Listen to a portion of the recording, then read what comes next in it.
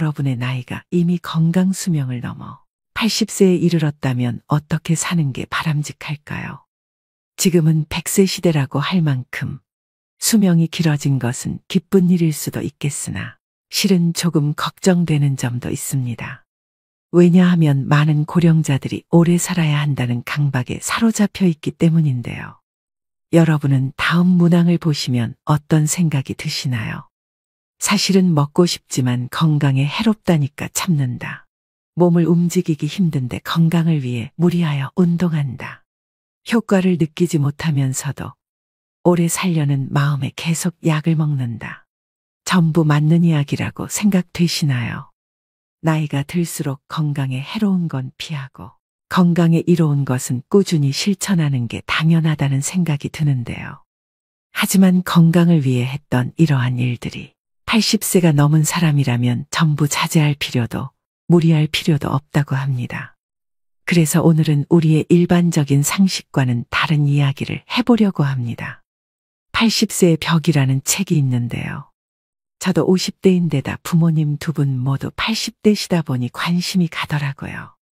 그래서 이 책을 읽어보니 지금까지 부모님을 대했던 저희 태도는 순전히 내 관점이었구나 하는 반성을 하게 됐습니다. 또 일반적으로 알고 있었던 상식을 뒤집는 부분들이 많아서 앞으로 노후를 생각해야 되는 우리 50대, 60대 분들에게도 도움이 되겠구나 싶어 이 책을 소개해드립니다. 현재 남성의 평균 수명은 82세, 여성은 88세입니다. 이 평균 수명은 앞으로 점점 더 증가해서 인생 100년, 100세에 가까워질 것입니다. 그렇지만 아무리 오래 살 수 있다고 해도 건강 수명이 늘지 않으면 누군가의 손길을 필요로 하거나 침대에서 생활해야 하는 기간만 길어질 뿐입니다. 그 기간은 현재 남성이 9년, 여성이 12년입니다. 건강하지 못해도 오래 살고 싶다라고 생각하는 사람도 있을 테지만 가능하면 힘차고 건강하게 살아야 됩니다. 80세 이후는 70대와는 완전히 다릅니다. 어제까지 가능했던 일이 오늘은 안 되는 상황을 수없이 맞닥뜨립니다. 컨디션 난조를 겪는 일도 잦아집니다. 무거워서 드는 것조차 못하게 되는 암담한 순간을 맞게 되는 나이입니다. 또 치매인가 라는 생각에 자신감을 잃는 일도 있을 겁니다.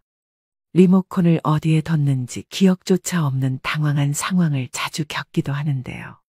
배우자나 가까운 사람의 죽음을 경험하면서 하루아침에 고독이나 절망에 사로잡힐지도 모릅니다. 순식간에 생로병사의 거대한 벽이 거친 파도처럼 덮쳐오는 것이죠.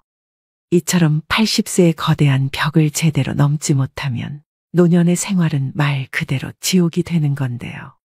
반대로 말하면 우리가 이 80세의 벽을 잘 넘게 되면 행복한 20년의 노후를 보낼 수 있다는 얘기이기도 합니다. 여러분은 행복한 노후와 불행한 노후, 어느 쪽을 선택하시겠습니까? 오늘은 이 책을 바탕으로 80세의 벽을 잘 넘는 방법을 6가지로 나눠서 소개해드리겠습니다. 80세의 벽을 넘어서는 방법 첫 번째, 자식보다 배우자가 낫다. 나이 들어 함께 여생을 보내고 싶은 누군가가 생긴다면 재혼도 행복의 선택지 가운데 하나가 될 수 있는데요. 하지만 재산이 있는 부모라면 자녀들이 재혼을 반대하고 재산이 없는 부모라면 자녀들이 축복한다고 합니다. 왜 그럴까요? 재산이 있으면 어차피 상대방의 목적은 재산이니까라며 자신에게 돌아올 유산의 몫이 줄기 때문에 반대하고, 반대로 재산이 없으면 좋은 사람을 만나서 참 다행이에요. 외롭지 않고 행복한 노후를 보낼 수 있겠어요라고 한다고 합니다. 하지만 머릿속 한구석에는 부모님의 돌봄을 기대하는 계산도 들어있기 때문이죠. 70대 전반까지는 재혼 이사가 있으면 자녀들을 설득해서 재혼하는 사람도 많지만 이처럼 80대가 되면 자녀들의 반대에 꺾이는 사람이 늘어납니다. 그래서 결국 재혼을 포기하고 외롭게 지내다가 노쇠해져서 돌봄을 받으며 생활하게 되죠. 그렇다고 재혼은 반대라고 했던 자녀가 돌봄을 책임지는 것도 아닙니다. 나이 들어서 병들고 아프면 자식들은 소용없고 결국 배우자밖에 없습니다. 실제로 어떤 연구에 따르면 60대 이상을 대상으로 조사한 결과 배우자와 함께 하는 사람들이 가장 행복감을 느끼고 삶에 더 많은 가치를 부여하며 살고 있다고 하는데요. 그래서 아무리 자식이 효도를 한다고 해도 배우자만 못하다는 겁니다. 내가 외롭고 아플 때 옆에서 지켜주는 사람은 배우자지. 가까이 살아도 쉽게 얼굴도 안 보여주는 자식들이 아니라는 겁니다. 몸이 아파서 급하게 보호자와 동행해서 병원을 방문해야 되는 일이라도 생긴다면 매번 자식들에게 부탁하기도 눈치 보입니다. 또 멀리 살고 있다면 급한 일이 있을 때 큰 힘이 못 됩니다. 미운정 고운정으로 같이 살고 있는 배우자만큼 남은 인생의 소중한 동반자는 없다는 얘기입니다. 그러니 배우자가 살아있을 때 서로에게 최선을 다하며 지내야 합니다. 만약 여러분에게 물려줄 정도의 자산이 있다고 하더라도 추억을 만드는 데 쓰거나 자기 행복을 위해 쓰도록 해야 됩니다. 80세가 넘은 고령자는 지금 당장 병이 들고 움직이지 못하게 된다 해도 전혀 이상할 것이 없습니다. 내일 죽게 될지도 모를 일입니다. 그러니 후회 없는 시간을 보내야 합니다. 물론 자녀를 위해 재산을 남기는 그 자체에서 행복감을 느끼시는 분들도 있으실 겁니다. 하지만 노후의 최고 자산은 추억입니다. 서서히 몸이 약해지고 행동 반경이 좁아지다가 결국 마지막에는 침대에서 보내는 날이 많아집니다. 이때 버팀목이 되어주는 것이 바로 그때 참 즐거웠는데라는 추억들입니다. 재산을 자녀에게 남기기 위해 자신이 하고 싶은 일을 참는 것만큼은 절대 하지 말아야 합니다. 80세의 벽을 넘어서는 방법 두 번째, 할 수 있는 일은 포기하지 않는다. 이제 80세가 됐으니 무리하지 말아야지 하면서 그동안 해왔던 일들을 그만두시는 분들이 많습니다. 하지만 가지고 있는 능력을 유지하는 것은 80세의 벽을 넘기 위해 꼭 필요한 자세인데요. 스스로 할 수 있는 일들을 제대로 안 하고 멈추는 순간 순식간에 늙고 세상과 이별할 수 있습니다. 그래서 80대가 돼도 운전면허증을 반납하지 마시고 운전이 가능하면 계속 하시라고 권해드립니다. 고령자는 인지기능이 저하되어 운전하면 위험하다라고 단정짓는 행위는 완벽한 차별이라고 생각되는데요.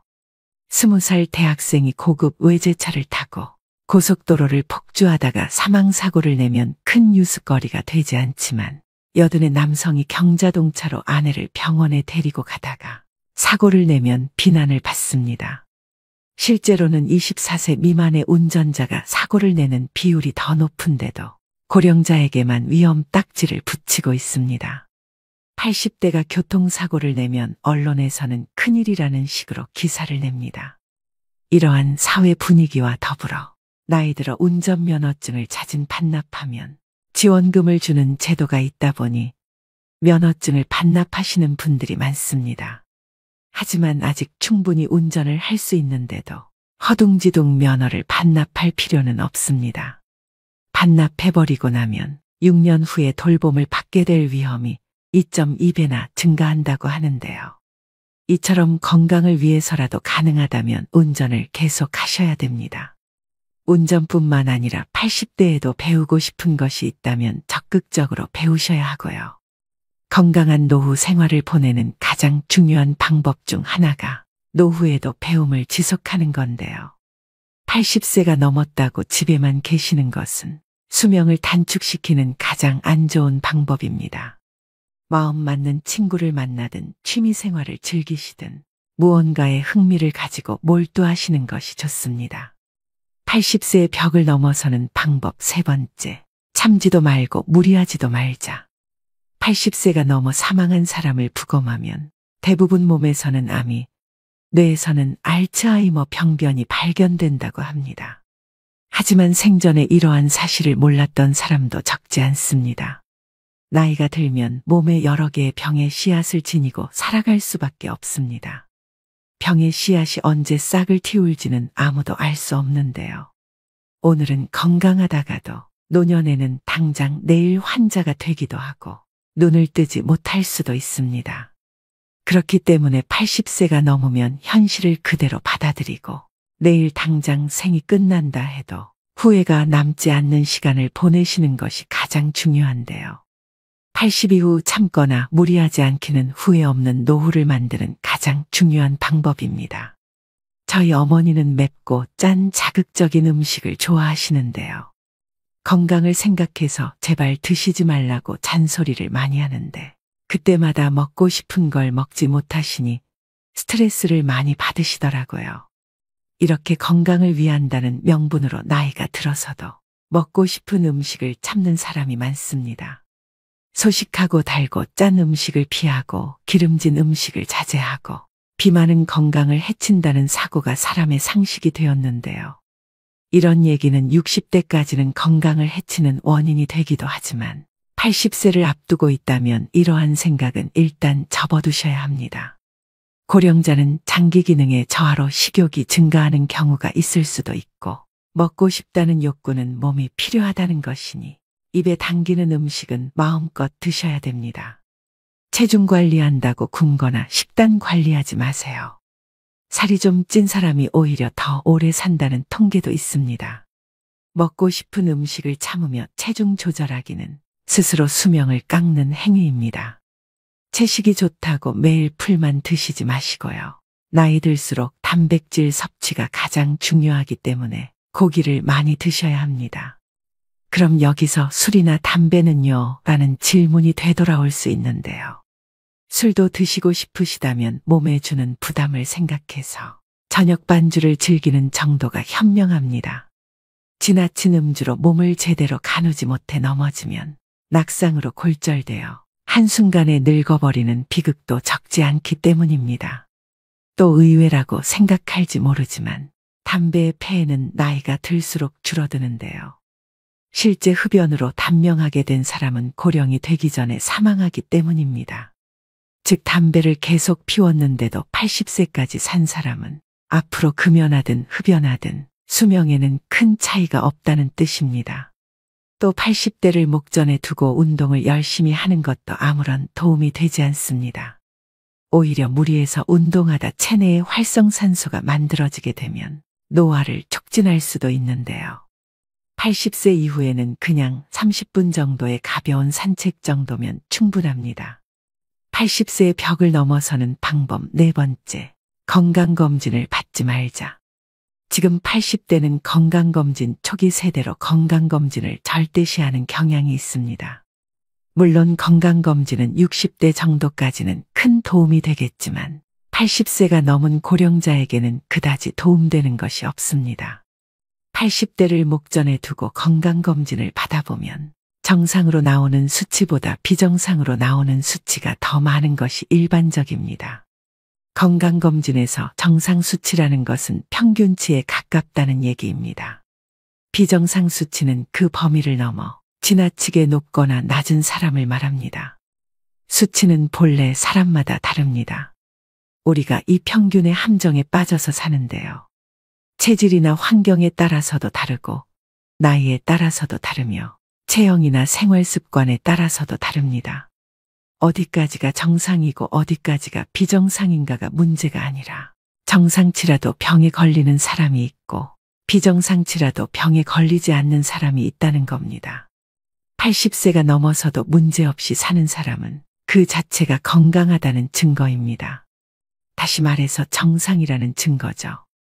그런데 의사가 환자를 보지 않고 수치만 보고서 진단을 내린다면 어떻게 될까요?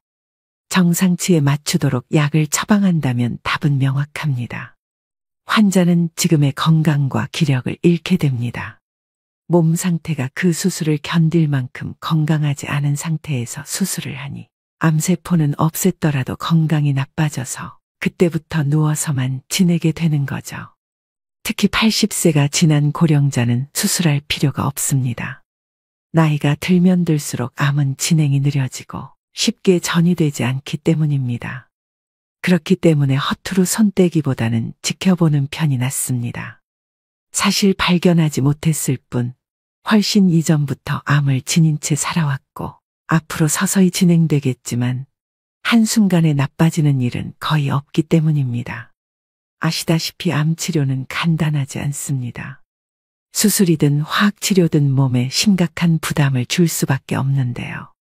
체력이 크게 떨어지는 80세 이상의 고령자는 평소 생활로 되돌아가지 못할 확률이 높다는 걸 명심하셔야 됩니다. 80세의 벽을 넘어서는 방법 5번째. 자기와 맞는 의사를 찾자. 80세의 벽을 넘으려면 얼마나 좋은 의사를 선택하고 얼마나 좋은 관계를 유지하느냐가 관건입니다. 그렇다면 어떤 의사를 선택해야 할까요? 좋은 의사를 구별하는 가장 손쉬운 방법은 약에 관해 이야기를 나누어 보는 것입니다. 본래 약은 몸 상태를 좋게 하는 것이 목적인데 처방해준 약을 먹고 몸 상태가 나빠진 것 같다고 해도 이건 좋은 약이니까 혹은 약을 끊고 죽고 싶나요라는 식의 태도를 보이는 의사라면 그 병원은 그만 다니는 편이 낫습니다. 교과서적인 수치와 검사 결과만 믿고 환자 개인이 느끼는 몸 상태는 생각하지 않는 건데요. 제대로 된 의사라면 다른 약으로 바꾸든 양을 줄이든 식의 후속 조치를 취하게 될 것입니다. 만약 그런 의사라면 좋은 주치의가 될 수 있습니다. 환자를 잘 섬기는 의사, 환자들의 말을 다 들어주는 의사는 좋은 의사라 볼 수 있습니다. 환자가 말할 때 차트나 들여다보고 환자가 묻는 질문에 마지못해 몇 마디 대답해주는 의사는 결코 좋은 의사가 아닙니다. 또 환자의 눈높이에서 환자가 궁금해하는 것을 성의껏 잘 설명해주는 친절한 의사인지도 확인해 보셔야 합니다. 자기 환자를 끝까지 책임지는 의사의 자세가 무엇보다 중요합니다. 투병이 시작되면 의사, 환자, 보호자는 2인 삼각 경기를 하는 것처럼 서로 발을 묶고 완치를 향해 전진하는 관계가 됩니다. 그 중에서도 의사가 나 몰라라 하면 환자와 보호자는 절망하게 되겠죠. 이처럼 80대가 되면 나와 잘 맞는 의사를 찾는 것이 무엇보다 중요합니다. 내가 보내고 싶어하는 노후를 이해하고 거기에 맞는 방향으로 움직여주는 의사를 만나야 하는 거죠. 수술을 원하지 않는데 수술밖에 방법이 없다고 딱 잘라서 이야기하는 것은 의사 같지 않은 의사입니다. 진료 받을 때마다 불편함을 느끼게 하거나 심리적 피로감이 들게 하는 의사라면 궁합이 맞지 않다는 뜻입니다. 나와 맞지 않는 의사에게 진찰받는 것은 말년에 지옥행 버스에 오르는 격이죠. 80세를 맞이하는 고령자에게 병원과 의사는 매우 가까운 존재입니다. 소중한 내 몸을 믿고 맡길 수 있는 의사를 만나는 것은 행운이라고 할 수 있습니다. 그렇기 때문에 조금 더 젊은 50대, 60대부터 이 병원, 저 병원 다니면서 널리 알려진 명의보다 나만의 명의를 찾는 일이 중요합니다. 80세의 벽을 넘어서는 방법 6번째. 약은 최소한으로 먹자. 나이 들수록 여기저기 안 아픈 곳이 없는데요. 그러면 병원 진료도 장기별로 과마다 진료를 받게 됩니다. 여러 과를 돌면서 진료를 받게 되면 문제는 많은 양의 약으로 드러납니다. 예를 들면 검사 결과 혈압이 높다며 순환기내과에서 혈압 강화제를 처방합니다. 거기다 혈당치가 높다는 사실을 알게 되면 내분비내과에서도 약을 주게 되는데요. 각기 다른 전문의에게 약을 처방받았더니 다량의 약을 복용해야 하는 상황이 심심찮게 생깁니다. 또 약의 종류가 많아질수록 중복약을 처방받을 확률도 높습니다. 예를 들어 소화 기능이 떨어지는 경우에는 약의 위장을 보호해주는 위장약이 들어가는데 다른 목적으로 처방된 약들을 함께 복용하게 될 때 위장약이 포함되어 있으면 중복으로 복용하게 되는 셈입니다. 위장약은 위산 분비를 억제해 약을 복용할 때 속쓰림 등을 방지해 주지만 과도하게 섭취할 경우에는 장염이나 폐렴 위험이 커집니다. 또 순환기 전문의가 진료를 하고 나서 높은 콜레스테롤 수치를 약으로 낮추면 면역 기능이 저하되고 암이 진행되기 쉬우면서 감기나 독감에도 쉽게 걸립니다. 혈관계 이상으로 죽는 게 아니라 암이 진행되거나 폐렴으로 죽게 될 수 있는 거죠. 이렇게 되면 약이 되는 것이 아니라 독이 될 수도 있다는 사실을 기억하셔야 합니다. 이런 장기별 전문 진료 체계는 60대까지는 효과가 있지만 80대 전후에는 별로 도움이 되지 않습니다. 특히 고령자일수록 많은 약을 함께 쓰면 문제가 됩니다. 물론 꼭 먹어야 하는 약도 있으므로 모든 약을 끊을 수는 없지만 일상생활의 활동 수준을 방해하지 않도록 최소한에 머물러야 합니다. 머리가 아프면 두통약을 먹고 위가 아프면 위장약을 먹으면 됩니다. 필요할 때 필요한 만큼만 먹는 것이 약의 올바른 사용법입니다. 약을 계속 먹어야 오래 산다는 근거는 어디에도 없다는 사실을 기억하셔야 됩니다. 오늘의 영상 어떠셨나요? 80세의 벽은 높고 두꺼우나 벽을 넘는 방법 6가지를 소개해드렸습니다. 종합적으로 강조드리고 싶은 것은 싫은 걸 억지로 참지 말고 좋아하는 일을 하는 것입니다. 아무리 후회해도 지난 날은 돌아오지 않습니다. 내일 일은 아무도 모릅니다. 내일은 내일의 바람이 붑니다. 그것이 인생입니다. 그러므로 자신의 인생을 있는 그대로 받아들이기만 하면 됩니다. 어떤 것이라도 두려워하거나 걱정하지 마세요. 원하는 일을 하고 먹고 싶은 음식을 먹고 만나고 싶은 사람을 만나고 하고 싶은 말을 하면서 살면 됩니다. 이것이 행복한 노후와 불행한 노후를 가르는 기준입니다. 불량 노인이어도 됩니다. 사람 좋은 척하면 건강이 불량해집니다. 여태까지 사람들의 눈치를 살피고 사양하느라 하고 싶은 일을 참으며 살아오셨을 겁니다. 그런데 80세가 넘어 참거나 무리하게 되면 몸과 마음이 지치고 건강이 나빠집니다. 지금까지 애쓰고 고생하며 살아왔으니 앞으로는 원하는 대로 살아보셔야 합니다. 80세가 넘은 고령자라면 그렇게 살아도 됩니다. 인생에는 다양한 의미의 오르막과 내리막이 있지만 오르막에서도 내리막에서도 행복은 생각하기 나름입니다. 행복이란 무엇인가에 대한 답은 사람마다 다르겠지만 최고의 행복은 다름 아닌 즐기는 능력이 아닐까 싶습니다. 즐길 수 있어야 진정한 100세 인생입니다. 80세의 벽을 넘어서 앞으로 20년 하루하루 새로운 도전을 즐기셨으면 좋겠습니다. 오늘도 노후의 지혜와 함께 해주셔서 감사드립니다. 황금빛으로 무르익어가는 여러분의 지혜로운 인생을 언제나 응원합니다. 들어가면서 세상을 살아보니 부모님이 재산 한 푼 물려주진 못하더라도 본인들의 노후만 잘 준비되어 있어도 자식에게는 무엇보다 큰 힘이 됩니다. 자식들은 내 앞가림만 잘하면 된다는 생각에 마음 한구석에 안심이 됩니다.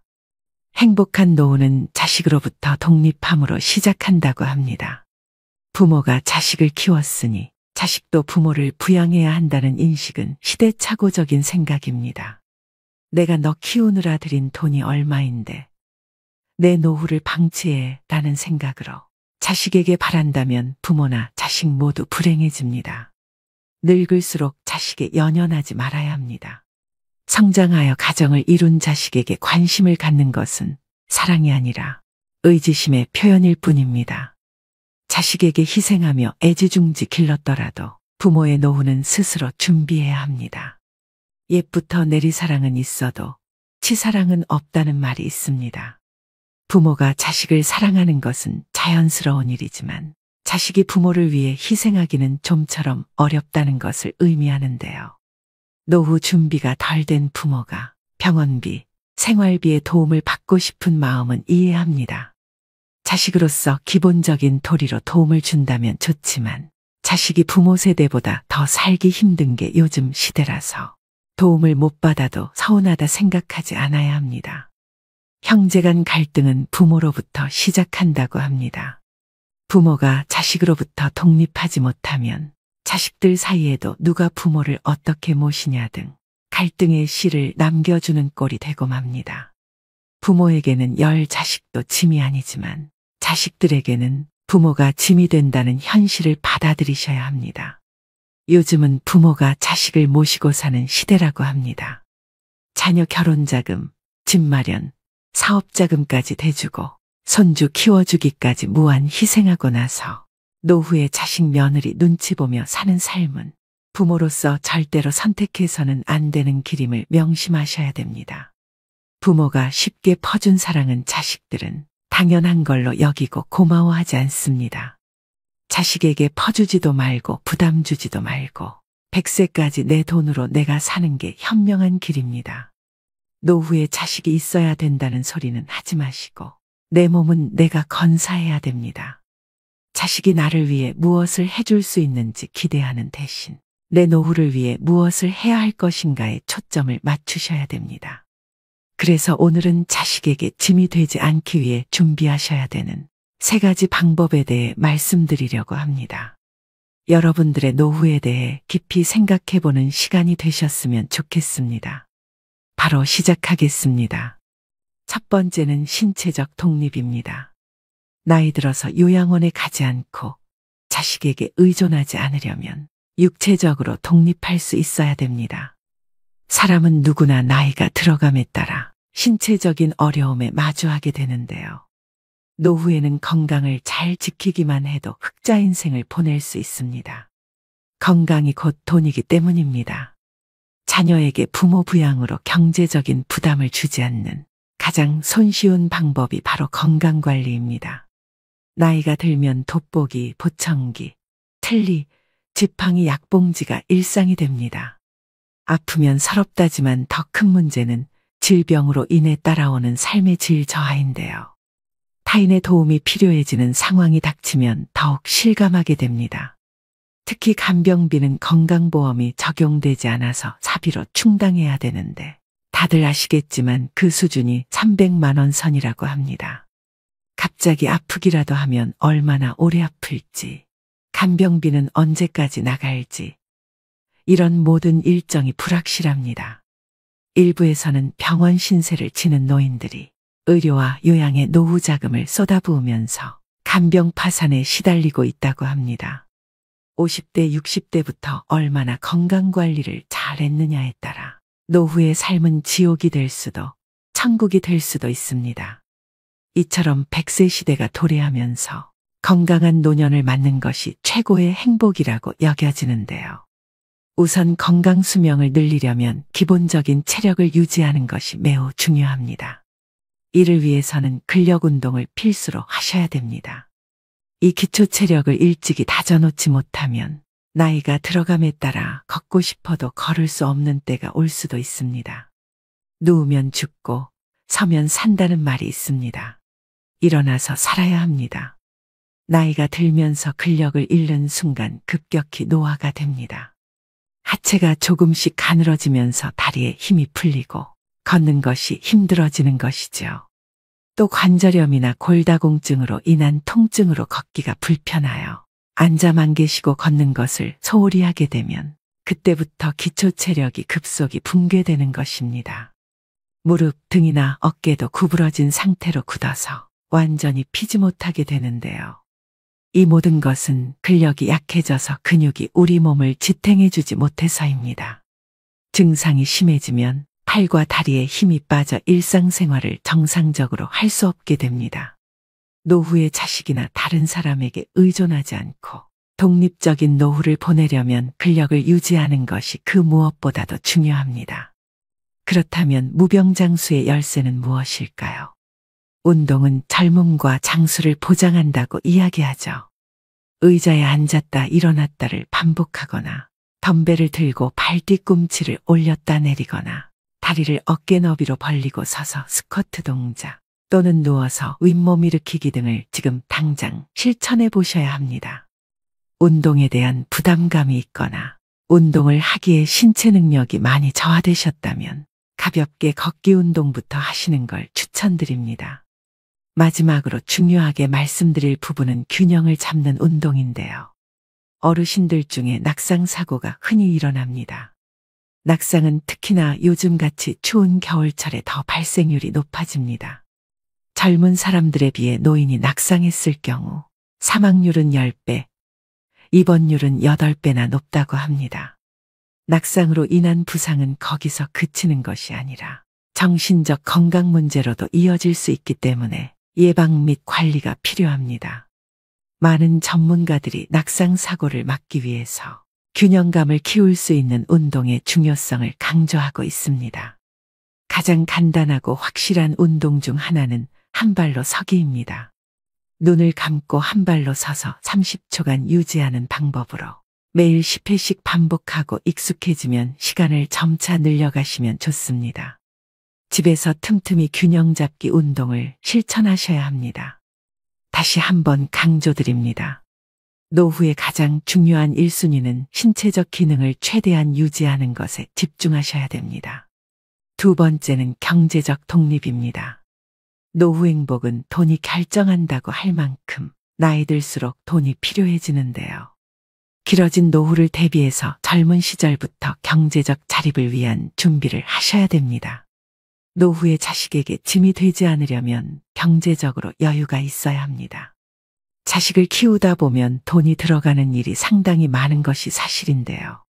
노후 준비 안 된 부모들이 많은 것도 어찌 보면 당연한 일이지만 결과적으로는 가난한 부모는 자식들에게 짐이 될 수밖에 없는 게 현실입니다. 일은 넘으면 힘 빠져서 돈 쓸 일도 별로 없을 텐데요. 주변의 노후 준비를 소홀히 하는 사람들은 이렇게 변명하기도 합니다.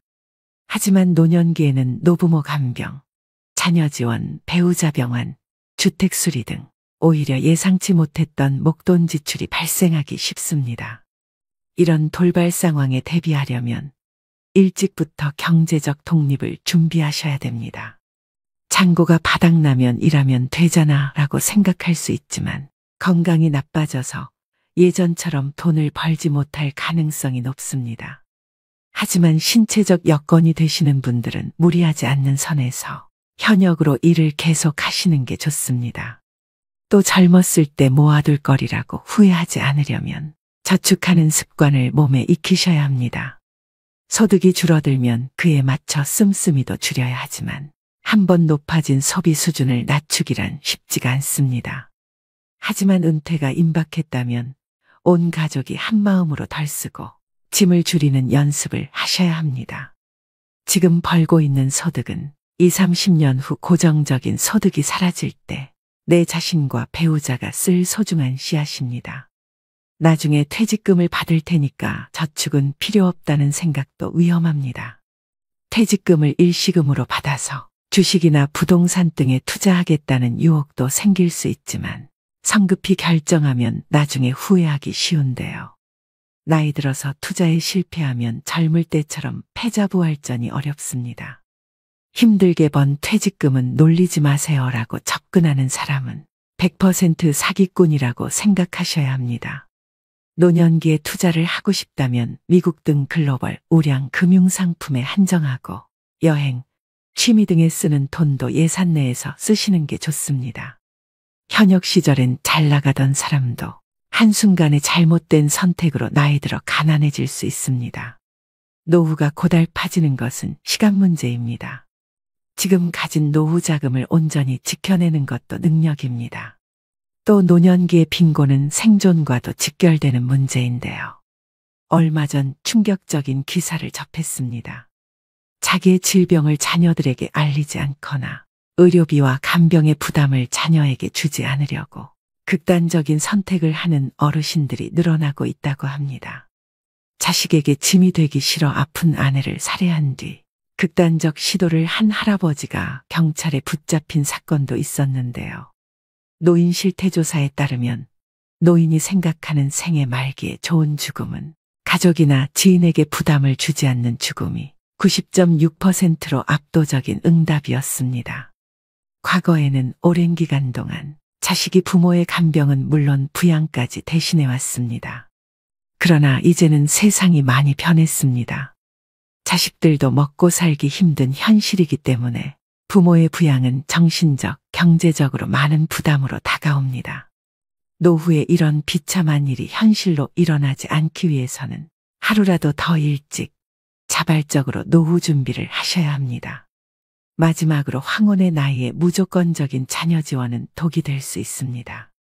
경제적으로 자립하지 못했다고 해서 계속 퍼주면 내 노후가 먼저 무너지게 됩니다. 자식에게 한 푼도 안 주면 맞아 죽지만 다 주면 굶어 죽고 밥만 주면 무서워 죽는다는 말은 우스갯소리지만 그 속에 뼈가 있음을 명심하셔야 됩니다. 이처럼 나이가 들수록 다른 사람이나 가족에게 의존하지 말고 독립적으로 독하게 살아가야 합니다. 그래야만 노후에도 경제적으로 자립하여 건강하고 행복한 노후 생활을 할 수 있습니다. 세 번째는 정신적 독립입니다. 나이가 들수록 정신적으로 독립하는 것이 중요합니다. 여러분은 나이가 들어가면서 제일 두려운 게 무엇인가요? 주변에 많은 분들이 치매에 걸릴까봐 걱정이라고 하시는데요.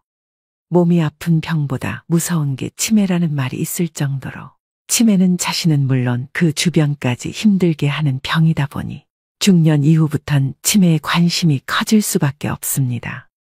가장 발병률이 높은 노년기에 사회적으로 고립되는 것이나 우울증은 치매의 원인 중 하나라고 하는데요.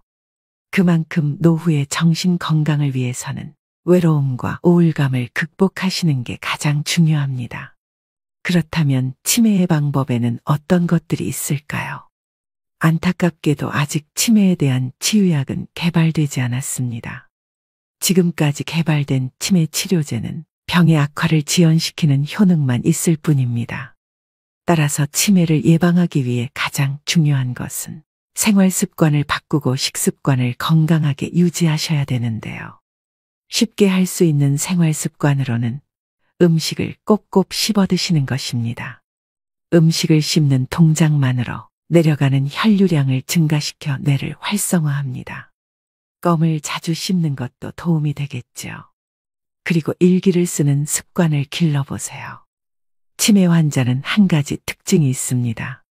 치매 초기에는 단기 기억을 회상하는 데 어려움을 겪습니다. 그 이유는 단기 기억을 담당하는 뇌기관인 해마가 손상되었기 때문인데요. 이를 예방하려면 매일 일기를 쓰는 버릇을 기르는 게 좋습니다. 일기를 쓰면서 해마를 자극하고 퇴화되는 것을 방지하고 심지어 그 기능을 향상시킵니다. 뇌는 지속적인 자극을 원합니다. 그 중에서도 가장 좋은 자극은 새로운 자극인데요. 내가 평소 하고 싶은 일들을 실천하면서 생활에 활력을 주셔야 됩니다. 또 무엇보다 사회적 고립과 우울증을 예방하기 위해 지속적으로 사회활동을 하고 마음 맞는 사람들과 꾸준히 만나면서 소통하는 것이 중요합니다. 집에 혼자 있는 것은 치매로 가는 지름길이라는 것을 명심하셔야 됩니다. 가족이나 친구와의 만남, 취미 동아리 모임 등에 참여해 활발하게 활동하는 것이야말로 치매를 막는 가장 좋은 방법입니다. 일반적으로 우울증은 치매를 촉진할 수 있기 때문에 우울증 초기 증상을 보이신다면 가능한 한 빨리 치료하시는 게 중요합니다. 또한 음식은 통곡물, 녹황색 야채와 견과류를 통한 적절한 단백질 섭취를 하셔야 됩니다. 특히 올리브유는 뇌세포의 구성물질로 알려져 있는 리놀렌산이 풍부하게 함유되어 있습니다. 그로 인해서 기억력을 증진시켜 치매를 예방한다고 합니다. 해산물 중에서도 특히나 등푸른 생선을 자주 드시는 것도 권장드리는데요.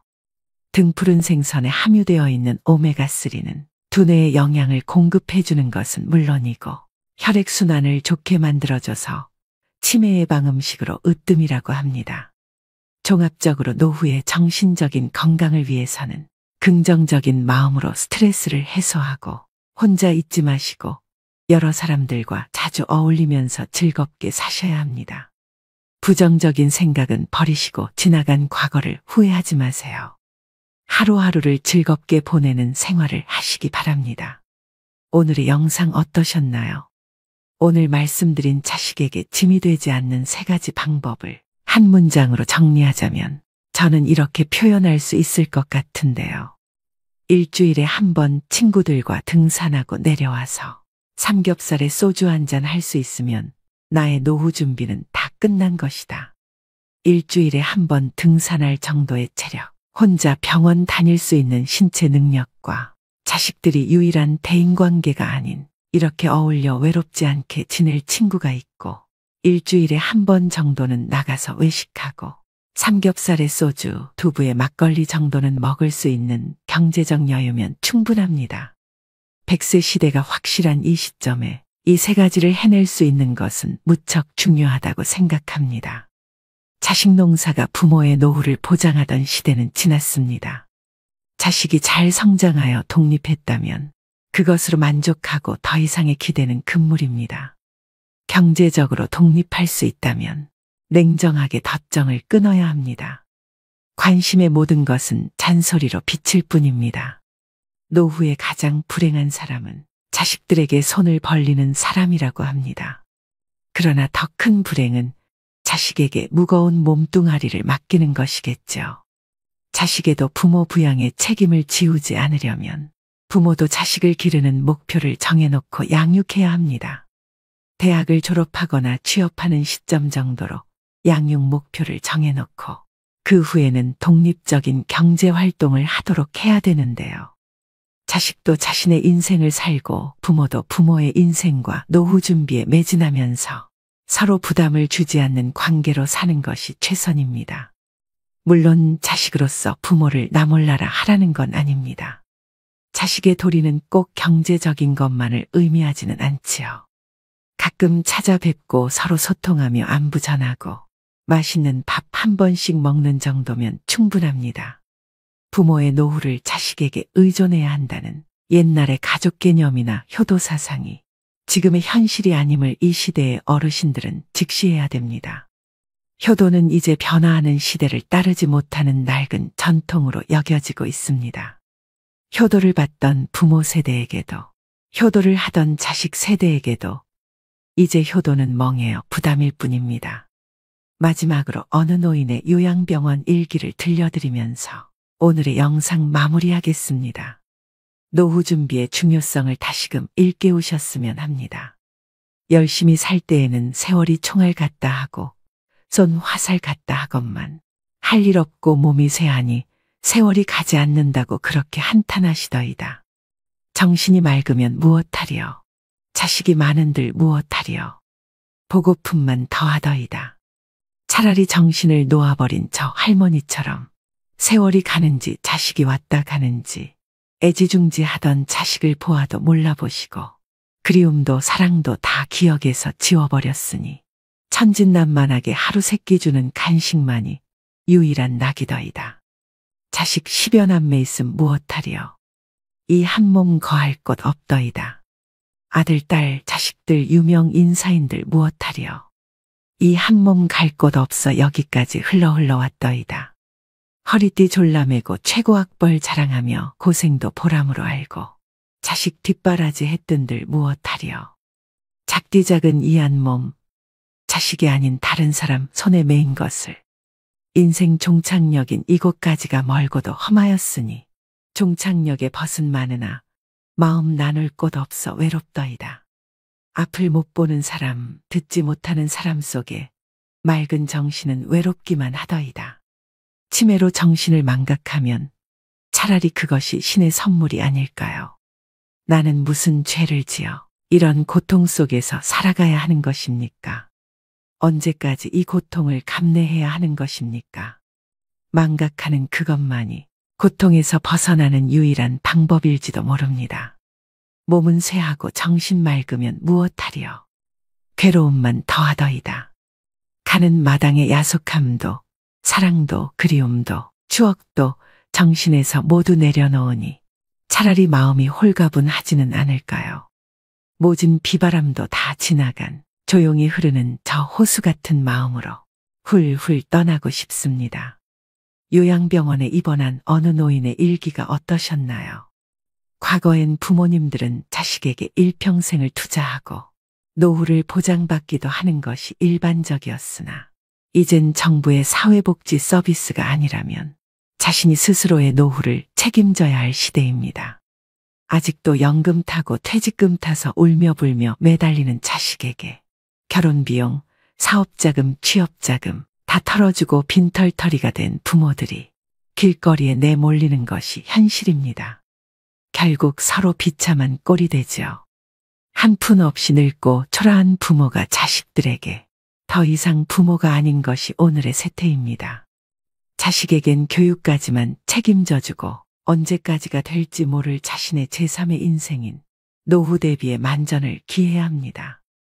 이 현실이 남의 이야기가 아닌 바로 우리 노인들의 이야기입니다.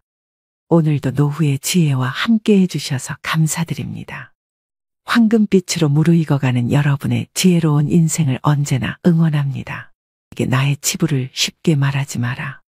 나의 철학을 결코 남에게 얘기하지 마라. 말 조심해라. 살면서 이런 말 참 많이 들어보지 않으셨나요? 어렸을 때는 부모님이나 선생님이 많이 하신 말입니다. 그런데 나이가 들수록 점점 자식들에게 하게 되는 말이기도 하죠. 어린 시절 부모나 어른들이 던진 차가운 말이 비수처럼 가슴에 꽂혀서 평생을 가슴앓이 하면서 사는 경우를 흔히 볼 수 있습니다. 이처럼 말의 힘이란 죽은 이를 무덤에서 불러낼 수도 있고 산자를 땅에 묻을 수도 있다고 합니다. 한마디로 사람을 살리기도 죽이기도 하는 아주 위력적인 수단이죠. 그런데 요즘은 오히려 나이 든 사람일수록 말을 조심해야 하는 시대인 것 같습니다. TV에 하루가 멀다 하고 나오는 노인을 대상으로 한 묻지마 범죄만 봐도 그렇습니다. 언제 사람이 돌변할지 모르는 흉흉한 시대이죠. 하지만 비단 이런 사건들 때문만은 아닙니다. 말 한마디로 오래된 친구와 사이가 멀어지기도 합니다. 말 한마디로 믿었던 사람에게도 배신당하기도 합니다. 알고 보면 참 웃긴 일입니다. 젊은 사람들한테나 말 조심하라고 항상 얘기하지. 정작 우리들이 조심해야 할 말은 정확히 모르니까 말입니다. 사람은 나이가 들수록 다른 사람의 이야기를 듣기보다는 자신의 이야기를 하는 것을 좋아합니다. 또 내 말이 맞다고 생각하는 경향이 강해집니다. 어찌 보면 당연한 일이죠. 그 수많은 인생의 풍파를 겪으면서 나의 생각, 나의 철학이 없었다면 지금의 나도 있을 수 없을 테니까요. 하지만 나이 들수록 조심해야 하는 말은 따로 있습니다. 이것을 지키지 않으면 노후에 더 큰 손해를 볼 수 있기 때문이죠. 그래서 오늘은 나이 들수록 절대 남에게 하면 안 되는 말 10가지에 대해 법륜 스님의 지혜로 배워보겠습니다. 만약 남에게 괜한 말을 해서 상처받은 적이 있다면 오늘 영상을 끝까지 들으셔야 합니다. 그럼 결코 노후의 말 때문에 상처받고 손해보는 일은 없으실 겁니다. 바로 시작하겠습니다. 첫 번째, 내 과거를 결코 남들에게 말하지 마십시오. 말은 한 번 뱉으면 주워 담을 수 없다는 말이 있습니다. 그 중에서도 나의 진솔한 과거에 대한 말은 결코 주워 담을 수 없습니다. 매일 한 이불을 같이 쓰는 배우자에게도 과거의 비밀만은 지켜야 합니다. 후에 다툼이 있을 때 내 비밀이 나의 치부가 되기 때문입니다. 하물며 타인이야 말에 무엇할까요? 말은 한 사람의 입에서 나오지만 1000사람의 귀로 들어가고 10,000사람의 입으로 옮겨진다고 합니다. 아직도 과거의 기억이 상처가 되시고 힘드신가요? 그때 했던 아픈 선택이 후회되시나요? 그만큼 마음 아프게 후회했으면 이제는 그만 보내주셔도 됩니다. 그러니 괜히 다른 사람들에게 나의 아픈 과거를 말하지 마세요. 나의 과거는 내가 짊어지고 가는 것입니다. 지난날의 실수를 반복하지 않도록 그 안에서 교훈을 얻었을 것입니다. 역사로부터 배우고 미래로 나가야 한다는 말처럼 우리는 과거로부터 배우고 내일을 준비해야 합니다. 이는 오히려 우리의 삶을 더 알차고 풍요롭게 해줄 것입니다. 시행착오가 있더라도 이것이 우리 인간을 성장시키는 방법입니다. 그러므로 아무리 친한 친구나 아내, 남편에게도 나의 과거사를 말해서는 안 됩니다. 처음에는 위안을 주더라도 나중에는 내 과거의 불행이 듣는 이에게 위안이 될 수 있기 때문입니다. 두 번째, 다른 사람에게 나의 치부를 함부로 말하지 마십시오. 우리는 완벽한 신이 아니기 때문에 모두 다 사연이 있고 때로는 잘못된 선택으로 남들에게 말 못하는 치부가 다들 하나씩은 있으실 겁니다. 제발 부탁이지만 내 치부는 아무도 알 수 없는 판도라의 상자에 넣어서 바닷속 깊은 곳에 묻어두고 잊으시기 바랍니다. 비록 처음에는 위로받을 수 있을지 몰라도 나중에는 그것이 나의 약점이 됩니다. 저는 말 한마디로 멀어지게 된 친구가 있습니다. 저는 어둡고 슬픈 과거가 있었습니다. 그럴 때 위로가 되는 것은 친구에게 솔직하게 털어놓는 거라고 생각했죠. 물론 맞는 부분도 있습니다. 그저 형식적인 따뜻한 위로를 받을 수 있으니까 말이죠. 그러나 잠시뿐입니다. 하지만 결론적으로 타인에게 위로를 받겠다는 기대는 저에게 다시 화살이 되어 돌아왔습니다. 그리고 근본적인 해결책은 될 수 없습니다. 내가 나의 치부를 말해버리면 어느 순간 나의 약점에 대해서 친구가 칼자루를 쥐고 있는 순간이 옵니다.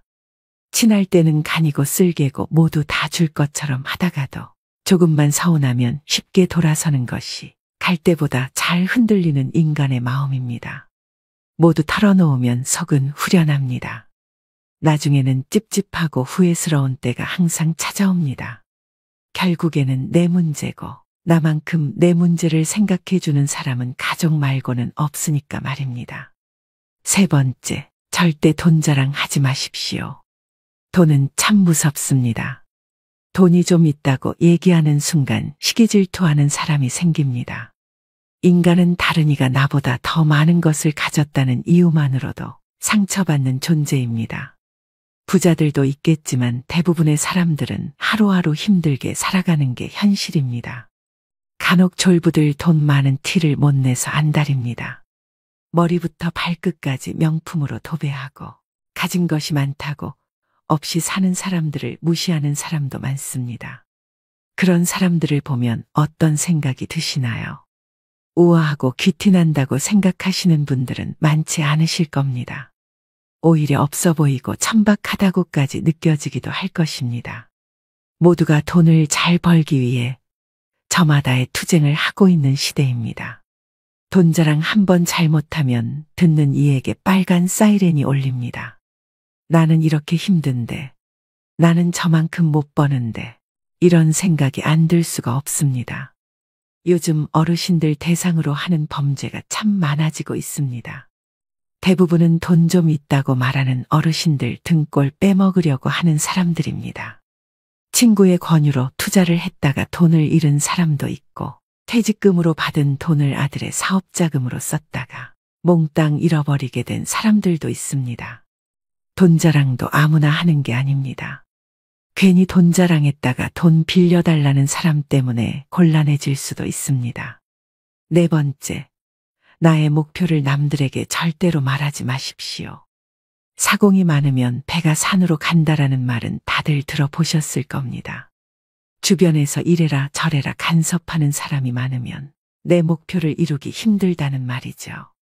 아직 시작도 안 한 목표를 남들에게 말하는 것은 내 목표로부터 멀어지는 일입니다. 출발도 하기 전에 의지를 뺏깁니다. 결국 목표를 만들고 성취하는 것은 자신에게 달려 있어 목표를 향해 어느 정도 진전을 이룰 때까지 혼자 알고 있으셔야 됩니다. 타인의 조언이 오히려 혼란만 일으킵니다. 내 목표를 입 밖으로 꺼내면 낱말하기 좋아하는 사람들이 목표를 방해하기 십상입니다. 또 어차피 서로 다른 삶을 살아왔기 때문에 상대방의 충고는 도움이 되기는커녕 장애물이 될 수 있습니다. 우직한 마음으로 묵묵히 혼자서 목표를 향해 나아가셔야 됩니다. 자신감 있게 스스로의 판단을 신뢰하고 믿으셔야 됩니다. 분명한 것은 인생 항로를 명확하게 정했다면 그 목표가 지향하는 곳을 향해 거침없이 나아가야 한다는 것입니다. 그 과정에서 가장 중요한 것은 스스로의 의지뿐입니다. 다섯 번째, 남들에게 절대로 생색을 내지 마십시오. 입만 열면 자랑하고 생색내는 사람이 있습니다. 자랑 같지 않은 것을 자랑하는가 하면 대화가 안 통하는 사람도 있습니다. 누구나 생색내는 사람과 같이 있을 때 피곤하고 스트레스를 받았던 경험이 한 번씩 있었을 것입니다. 불교에서는 보시라는 단어를 사용합니다. 보시는 은혜를 베푼다는 뜻이죠. 주고 나서는 잊어버려야 합니다. 준 것에 집착하면 생색내게 되고 대접받고 싶게 됩니다. 분명 나는 내 것을 줬는데 왜 안 돌아오지? 하지 마십시오. 당장 오지 않는다 해도 조급해하지 마세요. 내가 설령 그 복을 받지 못해도 내 자손에게라도 복이 가게 됩니다. 주변에 보면 항상 웃는 얼굴로 남에게 베풀며 사시는 어르신들이 있습니다. 당장 보면 손해인 것 같아도 그 자식들에게 다 그 은덕이 내려갑니다. 좋은 마음으로 친구 밥 사주고 술 사줬으면 그냥 잊어버려야 됩니다. 다음은 친구가 사겠지 생각하면 자꾸 기대하게 됩니다. 마음 안에서 진심으로 베푼 것은 모를 수가 없습니다. 사람이 모르면 하늘이 알고 땅이 압니다. 굳이 선행을 밝히지 마시고 생색내지도 마세요. 내가 진실한 마음으로 착한 일을 했다면 그것만으로도 차고 넘치고 충분합니다. 6번째, 다른 이들에게 내 가족의 비밀을 말하지 마십시오. 가족의 비밀은 가족 안에서도 지키는 것이 중요합니다. 나에게도 누구에게도 털어놓지 못하는 사연과 비밀이 있는 것처럼 부모, 형제네, 자식에게도 꼭 지키고 싶은 비밀이 있습니다. 혹시 자식의 일기장을 몰래 꺼내 본 적이 있으신가요? 만약 그런 적이 있다면 앞으로는 절대 아이의 비밀을 몰래 알려 하지 마셔야 됩니다. 나의 비밀이 중요한 만큼 가족의 비밀을 지켜주는 것이 가족의 평화를 위해서 중요합니다. 더 중요한 것은 다른 이에게 가족의 비밀을 말하지 않는 것입니다. 현명하고 지혜로운 사람들은 아무리 가족이라고 해도 서로의 사생활과 생각을 존중해 줍니다. 모르는 게 약이다라는 말이 있죠. 말은 발 없이 천리를 가고 돌고 돌아 세상 모든 사람들이 다 알게 하는 힘이 있습니다. 자신의 허물이나 가족의 비밀을 얘기했다가는 결국은 그것이 언젠가 되돌아와서 자신의 뒤통수를 때리는 결과가 될 수 있습니다. 다른 이를 만나서 가족의 은밀한 비밀과 치부에 대해 안주거리로 올려서 말씀하지 마세요. 서로가 서로를 존중하고 약속을 지킬 때 집안으로 들어오려는 부름도 달아나 버립니다. 꼭 명심하셔야 됩니다. 7번째, 나의 치명적인 약점은 절대로 말하지 마십시오. 주변 사람 10명에게 나의 깊은 약점을 이야기하면 앞에서는 모두 위로해 주는 것처럼 보입니다.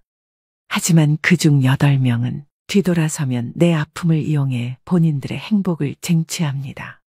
나의 치명적인 약점을 이야기하면 그 사람에겐 내 삶을 담보 잡히는 것이나 마찬가지입니다.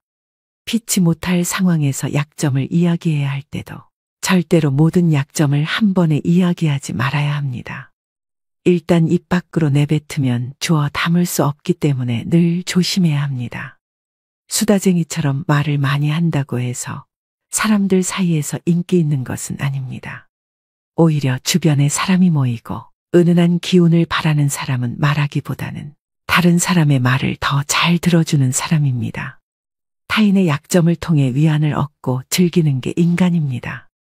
정말 치명적인 약점은 혼자의 노력으로밖에 극복 불가능합니다. 8번째, 나만의 철학을 남들에게 이야기하지 마십시오. 모든 사람은 각자의 신념과 철학을 가지고 있습니다. 100명에게 물어보면 100명 모두 다른 가치관을 가지고 있죠. 이것은 당연한 인생사 이치입니다. 오랜 세월의 격정과 풍파를 이기는데 내 소신이 없었다면 가능했을까요? 내 신념이 나에게는 아무리 좋다 할지라도 다른 사람의 시각에선 이해할 수 없는 것일 수도 있습니다. 우리는 종종 자신의 경험과 가치관을 타인에게 적용하려는 고집이 있습니다. 나이가 들수록 사람들은 자신의 경험과 지식을 통해 억측에 의존하려는 경향이 있는데요. 하지만 이것은 갈등과 신뢰의 파괴를 초래합니다. 따라서 나이가 들수록 내 철학을 남에게 강요하거나 설득하려 하지 말아야 합니다.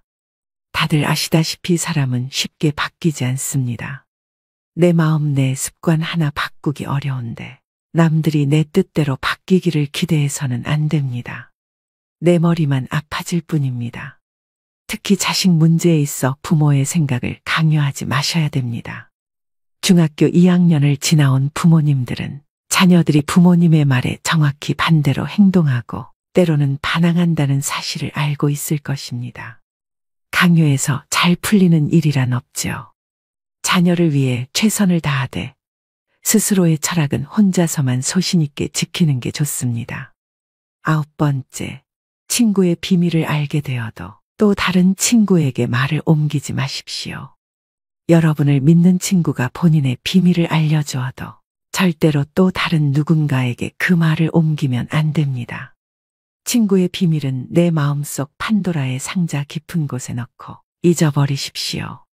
내 친구를 진정한 친구라고 생각한다면 나라도 그 비밀을 지켜줘야 합니다. 가벼운 내 입 때문에 소중한 친구를 잃게 될 수도 있습니다. 또 그 친구에게 평생에 지울 수 없는 상처를 입히게 될 수도 있습니다. 그보다 슬프고 억울한 일은 없습니다. 입장을 바꿔 내가 절친한 친구 한 명에게만 약점을 털어놨는데 시간이 지나 모두가 내 약점을 안다고 생각해 보세요. 절친과의 신뢰와 우정이 깨질 뿐만 아니라 배신당했다는 생각에 밤잠을 설칠 것입니다. 우연이라도 알게 된 친구의 비밀은 끝까지 지켜줘야 합니다. 10번째, 여러분의 재능을 남들에게 섣불리 말하지 마십시오. 은퇴를 하고 연금을 받는 분들 중에도 자신만의 능력으로 남들을 도와주며 마음이 풍요로운 노후를 보내는 분도 있습니다. 참으로 멋진 분들입니다. 하지만 어떤 분야에서 특별한 재능이 있다고 굳이 떠벌리고 다닐 필요는 없습니다. 시기 질투가 많은 사람들은 오히려 당신의 선의와 선행을 안 좋게 봅니다. 힘든 상황에 있는 사람을 발견한다면 이런저런 충고와 조언을 하는 대신에 그저 말없이 가서 조용히 도와주는 것이 좋습니다. 자신의 성공과 철학을 공유하려고 하지 마세요. 말보다 행동입니다. 도움을 주었기에 질투받을 일도 없습니다. 이에 더불어 나에게도 뿌듯함과 만족감이 돌아오는 것은 당연한 사실입니다. 재능으로 남들에게 기꺼이 도움을 주었다면 다른 사람들에게 알리고 다니지 마십시오. 내 능력을 사람들에게 말하고 다니면 주위에 시간을 내달라는 사람이 많아집니다. 이제 우리는 청년이 아니기 때문에 늙은 몸을 아껴가며 사용하는 것이 내 자식들에게 도움이 된다는 사실을 잊으면 안 됩니다. 이제는 우리 아이들에게 재산이나 건물을 물려주는 것보다 내 스스로가 건강한 노후를 보내는 것이 오히려 자식을 돕는 길입니다. 그러니 몸을 아껴서 건강을 유지하면서도 주위를 살필 수 있는 방법을 생각해 봐야 합니다. 오늘의 영상 어떠셨나요? 오늘은 이렇게 나이 들어서 다른 사람에게 절대 말하면 안 되는 것들에 대해 알아보았습니다. 인생을 살아갈수록 말 한마디의 위력이 더 크게 느껴지는데요. 내가 했는지도 기억 안 나는 말 때문에 구설수에 오르기도 하고 곤욕을 치르기도 합니다. 말은 정말 잘해야 본전이고 보통은 너무 말이 많으면 실언을 하는 경우가 많습니다. 무엇이든지 조심해서 나쁠 것이 없습니다. 특히 말은 주워 담을 수 없기 때문에 사전에 미리 조심해서 화를 피해야 합니다. 오늘도 노후의 지혜와 함께 해주셔서 감사드립니다. 황금빛으로 무르익어가는 여러분의 지혜로운 인생을 언제나 응원합니다. 첫 번째, 내 과거를 결코 남들에게 말하지 마십시오. 말은 한 번 뱉으면 주워 담을 수 없다는 말이 있습니다. 그 중에서도 나의 진솔한 과거에 대한 말은 결코 주워 담을 수 없습니다. 매일 한 이불을 같이 쓰는 배우자에게도 과거의 비밀만은 지켜야 합니다. 후에 다툼이 있을 때 내 비밀이 나의 치부가 되기 때문입니다. 하물며 타인이야 말에 무엇할까요? 말은 한 사람의 입에서 나오지만 1000사람의 귀로 들어가고 10,000사람의 입으로 옮겨진다고 합니다. 아직도 과거의 기억이 상처가 되시고 힘드신가요? 그때 했던 아픈 선택이 후회되시나요? 그만큼 마음 아프게 후회했으면 이제는 그만 보내주셔도 됩니다. 그러니 괜히 다른 사람들에게 나의 아픈 과거를 말하지 마세요. 나의 과거는 내가 짊어지고 가는 것입니다. 지난날의 실수를 반복하지 않도록 그 안에서 교훈을 얻었을 것입니다. 역사로부터 배우고 미래로 나가야 한다는 말처럼 우리는 과거로부터 배우고 내일을 준비해야 합니다. 이는 오히려 우리의 삶을 더 알차고 풍요롭게 해줄 것입니다. 시행착오가 있더라도 이것이 우리 인간을 성장시키는 방법입니다. 그러므로 아무리 친한 친구나 아내, 남편에게도 나의 과거사를 말해서는 안 됩니다. 처음에는 위안을 주더라도 나중에는 내 과거의 불행이 듣는 이에게 위안이 될 수 있기 때문입니다. 두 번째, 다른 사람에게 나의 치부를 함부로 말하지 마십시오. 우리는 완벽한 신이 아니기 때문에 모두 다 사연이 있고 때로는 잘못된 선택으로 남들에게 말 못하는 치부가 다들 하나씩은 있으실 겁니다. 제발 부탁이지만 내 치부는 아무도 알 수 없는 판도라의 상자에 넣어서 바닷속 깊은 곳에 묻어두고 잊으시기 바랍니다. 비록 처음에는 위로받을 수 있을지 몰라도 나중에는 그것이 나의 약점이 됩니다. 저는 말 한마디로 멀어지게 된 친구가 있습니다. 저는 어둡고 슬픈 과거가 있었습니다. 그럴 때 위로가 되는 것은 친구에게 솔직하게 털어놓는 거라고 생각했죠. 물론 맞는 부분도 있습니다. 그저 형식적인 따뜻한 위로를 받을 수 있으니까 말이죠. 그러나 잠시뿐입니다. 하지만 결론적으로 타인에게 위로를 받겠다는 기대는 저에게 다시 화살이 되어 돌아왔습니다. 그리고 근본적인 해결책은 될 수 없습니다. 내가 나의 치부를 말해버리면 어느 순간 나의 약점에 대해서 친구가 칼자루를 쥐고 있는 순간이 옵니다. 친할 때는 간이고 쓸개고 모두 다 줄 것처럼 하다가도 조금만 서운하면 쉽게 돌아서는 것이 갈 때보다 잘 흔들리는 인간의 마음입니다. 모두 털어놓으면 속은 후련합니다. 나중에는 찝찝하고 후회스러운 때가 항상 찾아옵니다. 결국에는 내 문제고 나만큼 내 문제를 생각해주는 사람은 가족 말고는 없으니까 말입니다. 세 번째, 절대 돈 자랑하지 마십시오. 돈은 참 무섭습니다. 돈이 좀 있다고 얘기하는 순간 시기질투하는 사람이 생깁니다. 인간은 다른이가 나보다 더 많은 것을 가졌다는 이유만으로도 상처받는 존재입니다. 부자들도 있겠지만 대부분의 사람들은 하루하루 힘들게 살아가는 게 현실입니다. 간혹 졸부들 돈 많은 티를 못 내서 안달입니다. 머리부터 발끝까지 명품으로 도배하고 가진 것이 많다고 없이 사는 사람들을 무시하는 사람도 많습니다. 그런 사람들을 보면 어떤 생각이 드시나요? 우아하고 귀티난다고 생각하시는 분들은 많지 않으실 겁니다. 오히려 없어 보이고 천박하다고까지 느껴지기도 할 것입니다. 모두가 돈을 잘 벌기 위해 저마다의 투쟁을 하고 있는 시대입니다. 돈 자랑 한 번 잘못하면 듣는 이에게 빨간 사이렌이 울립니다. 나는 이렇게 힘든데, 나는 저만큼 못 버는데, 이런 생각이 안 들 수가 없습니다. 요즘 어르신들 대상으로 하는 범죄가 참 많아지고 있습니다. 대부분은 돈 좀 있다고 말하는 어르신들 등골 빼먹으려고 하는 사람들입니다. 친구의 권유로 투자를 했다가 돈을 잃은 사람도 있고, 퇴직금으로 받은 돈을 아들의 사업자금으로 썼다가 몽땅 잃어버리게 된 사람들도 있습니다. 돈 자랑도 아무나 하는 게 아닙니다. 괜히 돈 자랑했다가 돈 빌려달라는 사람 때문에 곤란해질 수도 있습니다. 네 번째, 나의 목표를 남들에게 절대로 말하지 마십시오. 사공이 많으면 배가 산으로 간다라는 말은 다들 들어보셨을 겁니다. 주변에서 이래라 저래라 간섭하는 사람이 많으면 내 목표를 이루기 힘들다는 말이죠. 아직 시작도 안 한 목표를 남들에게 말하는 것은 내 목표로부터 멀어지는 일입니다. 출발도 하기 전에 의지를 뺏깁니다. 결국 목표를 만들고 성취하는 것은 자신에게 달려 있어 목표를 향해 어느 정도 진전을 이룰 때까지 혼자 알고 있으셔야 됩니다. 타인의 조언이 오히려 혼란만 일으킵니다. 내 목표를 입 밖으로 꺼내면 낱말하기 좋아하는 사람들이 목표를 방해하기 십상입니다. 또 어차피 서로 다른 삶을 살아왔기 때문에 상대방의 충고는 도움이 되기는커녕 장애물이 될 수 있습니다. 우직한 마음으로 묵묵히 혼자서 목표를 향해 나아가셔야 됩니다. 자신감 있게 스스로의 판단을 신뢰하고 믿으셔야 됩니다. 분명한 것은 인생 항로를 명확하게 정했다면 그 목표가 지향하는 곳을 향해 거침없이 나아가야 한다는 것입니다. 그 과정에서 가장 중요한 것은 스스로의 의지뿐입니다. 다섯 번째, 남들에게 절대로 생색을 내지 마십시오. 입만 열면 자랑하고 생색내는 사람이 있습니다.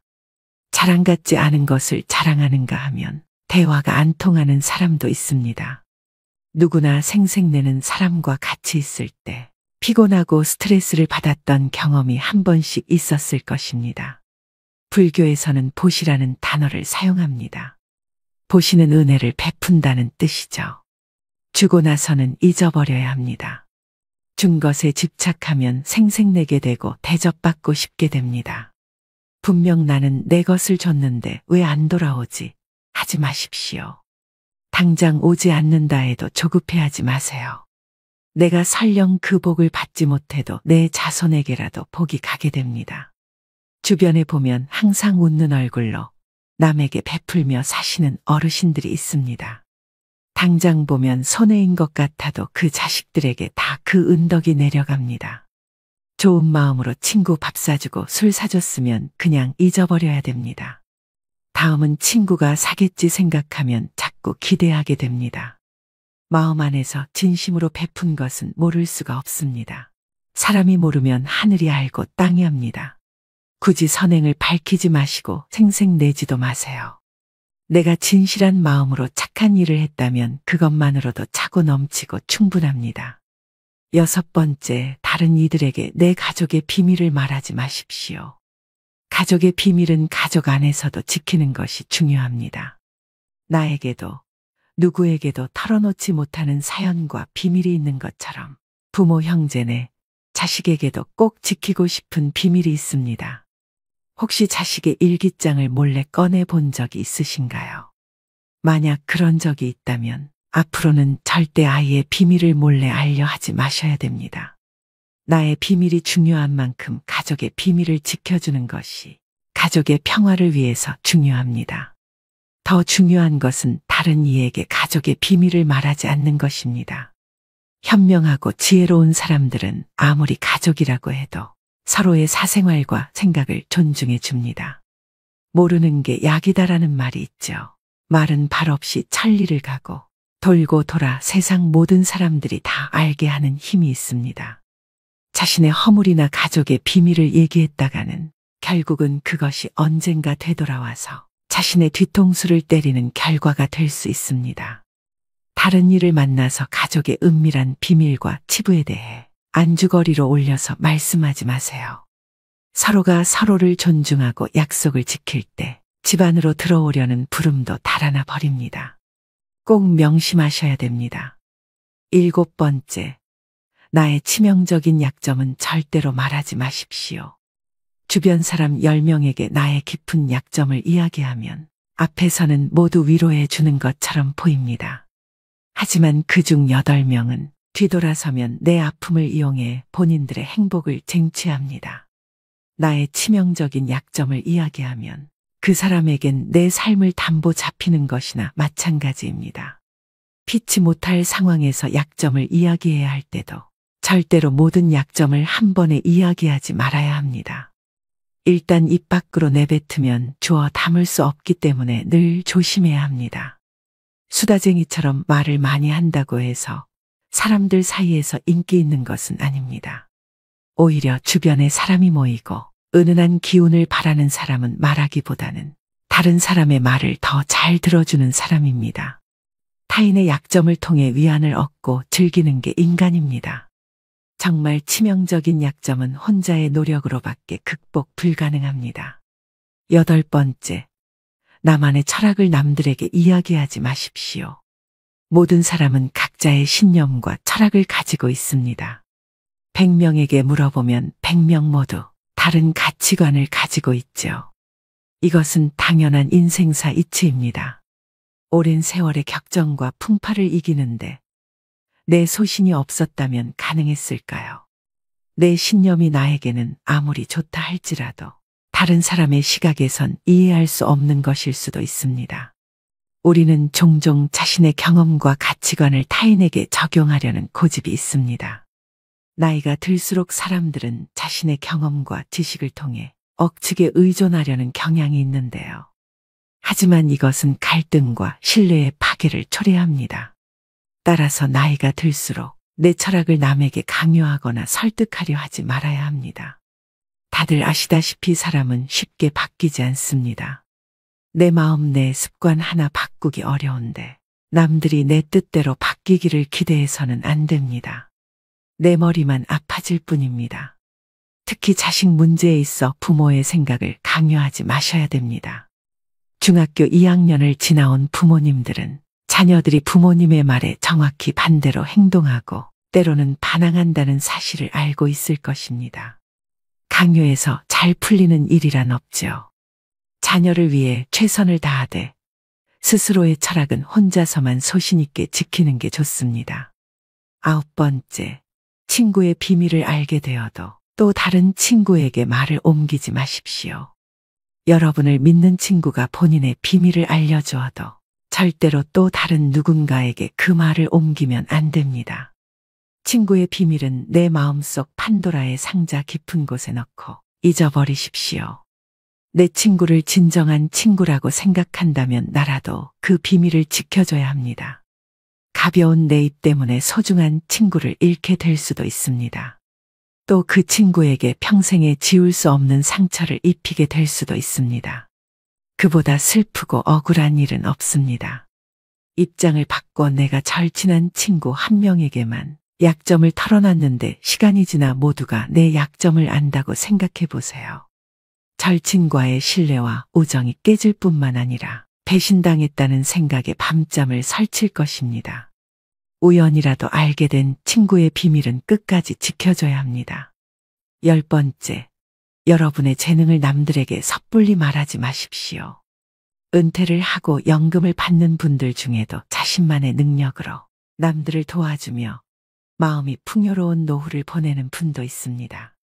참으로 멋진 분들입니다. 하지만 어떤 분야에서 특별한 재능이 있다고 굳이 떠벌리고 다닐 필요는 없습니다. 시기 질투가 많은 사람들은 오히려 당신의 선의와 선행을 안 좋게 봅니다. 힘든 상황에 있는 사람을 발견한다면 이런저런 충고와 조언을 하는 대신에 그저 말없이 가서 조용히 도와주는 것이 좋습니다. 자신의 성공과 철학을 공유하려고 하지 마세요. 말보다 행동입니다. 도움을 주었기에 질투받을 일도 없습니다. 이에 더불어 나에게도 뿌듯함과 만족감이 돌아오는 것은 당연한 사실입니다. 재능으로 남들에게 기꺼이 도움을 주었다면 다른 사람들에게 알리고 다니지 마십시오. 내 능력을 사람들에게 말하고 다니면 주위에 시간을 내달라는 사람이 많아집니다.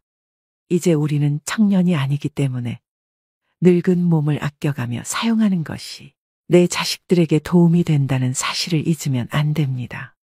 이제는 우리 아이들에게 재산이나 건물을 물려주는 것보다 내 스스로가 건강한 노후를 보내는 것이 오히려 자식을 돕는 길입니다.